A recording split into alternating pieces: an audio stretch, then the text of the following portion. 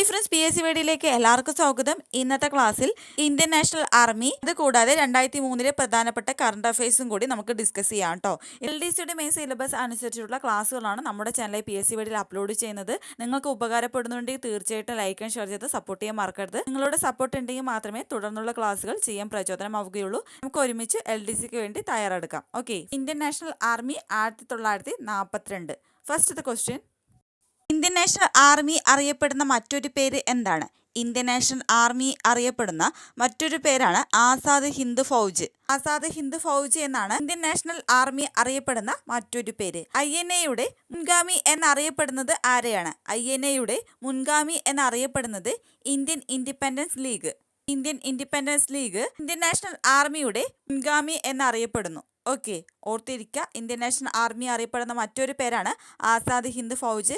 INAയുടെ മുൻഗാമി എന്നറിയപ്പെടുന്നത് Indian independence league എന്നാണ്. Okay, അടുത്ത ക്വസ്റ്റ്യൻ, ഇന്ത്യൻ നാഷണൽ ആർമി എന്ന ആശയം ആദ്യമായി മുന്നോട്ട് വെച്ച വ്യക്തി ആരാണ്?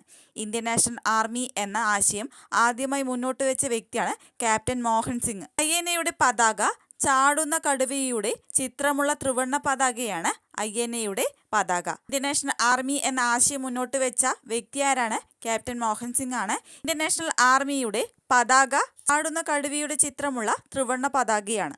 ഓക്കെ, അടുത്ത ക്വസ്റ്റ്യൻ, ഇന്ത്യൻ നാഷണൽ ആർമിയുടെ ത്രിവർണ്ണ പതാക ഉയർത്തിയ ഇന്ത്യൻ പ്രദേശം. INAയുടെ ത്രിവർണ്ണ പതാക ഉയർത്തിയ ഇന്ത്യൻ പ്രദേശം എവിടെയാണ്? മൗഡോങ് അഥവാ മൊയ്റാങ്. അതായത് മണിപ്പൂരിലെ മൊയ്റാങ്ങിലാണ് INA ത്രിവർണ്ണ പതാക ഉയർത്തിയ ഇന്ത്യൻ പ്രദേശം. INA മ്യൂസിയം സ്ഥിതി ചെയ്യുന്നത് എവിടെയാണ്? മൊയ്റാങ് തന്നെയാണ്. മണിപ്പൂരിലെ മൊയ്റാങ് എന്ന സ്ഥലത്താണ് INA മ്യൂസിയം സ്ഥിതി ചെയ്യുന്നത്. INA ത്രിവർണ്ണ പതാക ഉയർത്തിയ ഇന്ത്യൻ പ്രദേശം മൊയ്റാങ് അഥവാ മൗഡോക്ക്. INA മ്യൂസിയം സ്ഥിതി ചെയ്യുന്ന എവിടെയാണ്? മൊയ്റാങ്. ഓക്കെ, ഓർത്തിരിക്കുക. അടുത്ത ക്വസ്റ്റ്യൻ, INAയുടെ പടയണി ഗാനം ഏതാണ്? INAയുടെ പടയണി ഗാനം ഖദം ഖദം ബഡായേ ജാ. ഖദം ഖദം ബഡായേ ജാ എന്നത് INAയുടെ പടയണി ഗാനമാണ്. INAയുടെ പടയണി ഗാനം ചിട്ടപ്പെടുത്തിയത് ആരാണ്? INAയുടെ പടയണി ഗാനം ചിട്ടപ്പെടുത്തിയിരിക്കുന്നത് രാം സിംഗ് താക്കൂർ ആണ്. ആരാണ്? രാം സിംഗ് താക്കൂർ ആണ് ഇന്ത്യൻ നാഷണൽ ആർമിയുടെ പടയണി ഗാനം ചിട്ടപ്പെടുത്തിയിരിക്കുന്നത്. ഇന്ത്യൻ നാഷണൽ ആർമിയുടെ പടയണി ഗാനമാണ് ഖദം ഖദം ബഡായേ ജാ. അടുത്ത ക്വസ്റ്റ്യൻ, സുഭാഷ് ചന്ദ്രബോസിന് INAയുടെ നേതൃത്വം കൈമാറിയ വ്യക്തി ആരാണ്? സുഭാഷ് ചന്ദ്രബോസിന് INAയുടെ നേതൃത്വം കൈമാറിയ വ്യക്തിയാണ് റാഷ് ബിഹാരി ബോസ്. ഓർത്തിരിക്കുക, റാഷ് ബിഹാരി ബോസ് ആണ് സുഭാഷ് ചന്ദ്രബോസിന് INAയുടെ നേതൃത്വം കൈമാറിയ വ്യക്തി. അടുത്ത ക്വസ്റ്റ്യൻ, സുഭാഷ് ചന്ദ്രബോസ് തൻ്റെ പ്രവർത്തനങ്ങൾക്ക് കേന്ദ്രമാക്കിയത്. സുഭാഷ് ചന്ദ്രബോസ് തൻ്റെ പ്രവർത്തനങ്ങൾക്ക് കേന്ദ്രമാക്കിയത് റങ്കൂൺ, സിംഗപ്പൂർ. റങ്കൂൺ, സിംഗപ്പൂർ എന്നിവിടങ്ങളിലാണ് സുഭാഷ് ചന്ദ്രബോസ് തന്റെ പ്രവർത്തനങ്ങൾക്ക് കേന്ദ്രമാക്കിയിരുന്നത്. അടുത്ത ക്വസ്റ്റ്യൻ, സുഭാഷ് ചന്ദ്രബോസ് അപകടത്തിൽ കൊല്ലപ്പെട്ടു എന്ന് കരുതപ്പെടുന്നത് ഏതു വർഷത്തിലാണ്? സുഭാഷ് ചന്ദ്രബോസ് അപകടത്തിൽ കൊല്ലപ്പെട്ടു എന്ന് കരുതപ്പെടുന്നത് 1945 ഓഗസ്റ്റ് 8 തായ്വാനിൽ വെച്ചാണ്. 1945 ഓഗസ്റ്റ് 8 തായ്വാനിലാണ് സുഭാഷ് ചന്ദ്രബോസ് അപകടത്തിൽ കൊല്ലപ്പെട്ടു എന്ന് കരുതപ്പെടുന്നത്. അടുത്ത ക്വസ്റ്റ്യൻ, സുഭാഷ് ചന്ദ്രബോസിന്റെ തിരോധാനം അന്വേഷിച്ച commission justice Mukherjee commission, Shahnawaz commission, GD Khosla commission. Justice Mukherjee commission, Shahnawaz commission, GD Khosla commission എന്നിവരാണ് സുഭാഷ് ചന്ദ്രബോസിന്റെ തിരോധാനം അന്വേഷിച്ച കമ്മീഷൻ. സുഭാഷ് ചന്ദ്രബോസ് തന്റെ പ്രവർത്തനങ്ങൾക്ക് കേന്ദ്രമാക്കിയത് റങ്കൂൺ, സിംഗപ്പൂർ എന്നിവിടങ്ങളിലാണ്. സുഭാഷ് ചന്ദ്രബോസ് അപകടത്തിൽ കൊല്ലപ്പെട്ടു എന്ന് കരുതപ്പെടുന്നത് 1945 ഓഗസ്റ്റ് 8 സുഭാഷ് ചന്ദ്രബോസിന്റെ തിരോധാനം അന്വേഷിച്ച കമ്മീഷനാണ് justice Mukherjee commission, Shahnawaz commission, GD Khosla commission. ഓർത്തിരിക്കുക. അടുത്ത ക്വസ്റ്റ്യൻ, INAയുടെ നേതൃത്വത്തിൽ സുഭാഷ് ചന്ദ്രബോസിനോടൊപ്പം സായുധ പോരാട്ടത്തിൽ സജീവമായി പങ്കെടുത്ത വനിത ആരാണ്? INAയുടെ നേതൃത്വത്തിൽ സുഭാഷ് ചന്ദ്രബോസിനോടൊപ്പം സായുധ പോരാട്ടത്തിൽ സജീവമായി പങ്കെടുത്ത വനിതയാണ് ക്യാപ്റ്റൻ ലക്ഷ്മി സൈഗാൾ. ഏത് വനിതയാണ് INAയുടെ നേതൃത്വത്തിൽ സുഭാഷ് ചന്ദ്രബോസിനോടൊപ്പം സായുധ പോരാട്ടത്തിൽ സജീവമായി പങ്കെടുത്തിട്ടുള്ളത്? ക്യാപ്റ്റൻ ലക്ഷ്മി സൈഗാൾ ആണ്. ഓർത്തിരിക്കുക. അടുത്ത ക്വസ്റ്റ്യൻ, INA സേനാ വിഭാഗങ്ങൾ ബ്രിട്ടീഷ് സേനയ്ക്ക് മുന്നിൽ കീഴടങ്ങിയ വർഷം. INA സേനാ വിഭാഗങ്ങൾ ബ്രിട്ടീഷ് സേനയ്ക്ക് മുന്നിൽ കീഴടങ്ങിയ വർഷം 1945. ഏതു വർഷത്തിലാണ് INA സേനാ വിഭാഗങ്ങൾ ബ്രിട്ടീഷ് സേനയ്ക്ക് മുന്നിൽ കീഴടങ്ങിയ വർഷം? 1945. ഓർത്തിരിക്കുക. അടുത്ത ക്വസ്റ്റ്യൻ, INA പ്രവർത്തിച്ച പട്ടാളക്കാരുടെ വിചാരണ നടന്ന സ്ഥലം. INAയിൽ പ്രവർത്തിച്ച പട്ടാളക്കാരുടെ വിചാരണ നടന്ന സ്ഥലമാണ് റെഡ് ഫോർട്ട്. ന്യൂഡൽഹിയിലെ റെഡ് ഫോർട്ടിലാണ് INA പ്രവർത്തിച്ച പട്ടാളക്കാരുടെ വിചാരണ നടന്ന സ്ഥലം. INA വിചാരണ സമയത്ത് INAയ്ക്ക് വേണ്ടി ഹാജരായ വക്കീൽ ആരാണ്? INA വിചാരണ സമയത്ത് INAയ്ക്ക് വേണ്ടി ഹാജരായ വക്കീലാണ് ഫുലാഭായ് ദേശായ്. ഭുലാഭായ് ദേശായി INA വിചാരണ സമയത്ത് INAയ്ക്ക് വേണ്ടി ഹാജരായ വക്കീലാണ്. അടുത്ത ക്വസ്റ്റ്യൻ, ജപ്പാൻ INAയ്ക്ക് കൈമാറിയ ഇന്ത്യൻ പ്രദേശം. ജപ്പാൻ INAയ്ക്ക് കൈമാറിയ ഇന്ത്യൻ പ്രദേശം ആൻഡമാൻ നിക്കോബാർ ദ്വീപുകൾ. ആൻഡമാൻ നിക്കോബാർ ദ്വീപുകളാണ് ജപ്പാൻ INAയ്ക്ക് കൈമാറിയ ഇന്ത്യൻ പ്രദേശം. ആൻഡമാൻ നിക്കോബാർ ദ്വീപുകൾ അറിയപ്പെടുന്ന മറ്റൊരു പേര് എന്താണ്?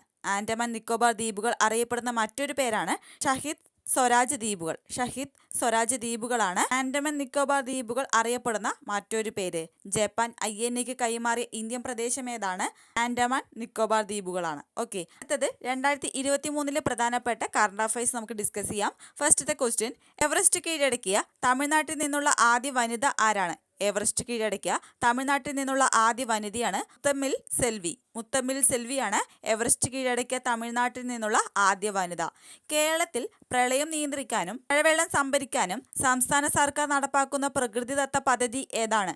കേരളത്തിൽ പ്രളയം നിയന്ത്രിക്കാനും മഴവെള്ളം സംഭരിക്കാനും സംസ്ഥാന സർക്കാർ നടപ്പാക്കുന്ന പ്രകൃതിദത്ത പദ്ധതി ഏതാണ്? സ്പോഞ്ച് നഗരം എന്നാണ്. ഓക്കെ, ഓർത്തിരിക്കുക. സ്പോഞ്ച് നഗരം എന്താണ്? കേരളത്തിൽ പ്രളയം നിയന്ത്രിക്കാനും മഴവെള്ളം സംഭരിക്കാനും സംസ്ഥാന സർക്കാർ നടപ്പാക്കുന്ന പ്രകൃതിദത്ത പദ്ധതിയാണ്. BSF ഡയറക്ടർ ജനറലായി നിയമിതനായത് ആരാണ്? BSF ഡയറക്ടർ ജനറലായി നിയമിതനായത് നിതിൻ അഗർവാൾ ആണ്. കൂടി നമുക്ക് നോക്കാം. എവറസ്റ്റ് കീഴടക്കിയ തമിഴ്നാട്ടിൽ നിന്നുള്ള ആദ്യ വനിതയാണ് മുത്തമ്മിൽ സെൽവി. കേരളത്തിൽ പ്രളയം നിയന്ത്രിക്കാനും മഴവെള്ളം സംഭരിക്കാനും സംസ്ഥാന സർക്കാർ നടപ്പാക്കുന്ന പ്രകൃതിദത്ത പദ്ധതി ഏതാണ്? സ്പോഞ്ച് നഗരം. BSF ഡയറക്ടർ ജനറലായി നിയമിതനായത് ആരാണ്? നിതിൻ അഗർവാൾ ആണ്. ഓക്കെ, അടുത്ത ക്വസ്റ്റ്യൻ, കേരളം പുറത്തിറക്കിയ രാജ്യത്തെ ആദ്യ സ്ത്രീ സൗഹൃദ ടൂറിസം ആപ്പ് ഏതാണ്? കേരളം പുറത്തിറക്കുന്ന രാജ്യത്തെ ആദ്യ സ്ത്രീ സൗഹൃദ ടൂറിസം ആപ്പാണ് ഷീ ടൂറിസം. രക്തദാനത്തിന് അവധി പ്രഖ്യാപിച്ച കേരളത്തിലെ ആദ്യ സർവകലാശാല ഏതാണ്? രക്തദാനത്തിന് അവധി പ്രഖ്യാപിച്ച കേരളത്തിലെ ആദ്യ സർവകലാശാലയാണ് കേരള സർവകലാശാല. ഓർത്തിരിക്കുക. അടുത്ത ക്വസ്റ്റ്യൻ, ഇന്ത്യയിലെ ആദ്യ ഇൻഡോർ അത്ലറ്റിക് സ്റ്റേഡിയം നിലവിൽ വരുന്നത് എവിടെയാണ്? ഇന്ത്യയിലെ ആദ്യ ഇൻഡോർ അത്ലറ്റിക് സ്റ്റേഡിയം നിലവിൽ വരുന്നത് ഒഡീഷയിലാണ്. ഓക്കെ, ഒന്നും കൂടി നമുക്ക് നോക്കാം. കേരളം പുറത്തിറക്കുന്ന രാജ്യത്തെ ആദ്യ സ്ത്രീ സൗഹൃദ ടൂറിസം ആപ്പ് ഏതാണ്? ഈ ടൂറിസം. രക്തദാനത്തിന് അവധി പ്രഖ്യാപിച്ച കേരളത്തിലെ ആദ്യ സർവകലാശാലയാണ് കേരള സർവകലാശാല. ഇന്ത്യയിലെ ആദ്യ ഇൻഡോർ അത്ലറ്റിക് സ്റ്റേഡിയം നിലവിൽ വരുന്നത് എവിടെയാണ്? ഒഡീഷയിലാണ്. ഓക്കെ, അടുത്ത ക്വസ്റ്റ്യൻ, ഇന്ത്യയിലെ ഏറ്റവും ഉയരത്തിലുള്ള ബസ് സർവീസ് ഏതാണ്? ഇന്ത്യയിലെ ഏറ്റവും ഉയരത്തിലുള്ള ബസ് സർവീസാണ് ഡൽഹി മണാലി ലേ ബസ് സർവീസ്.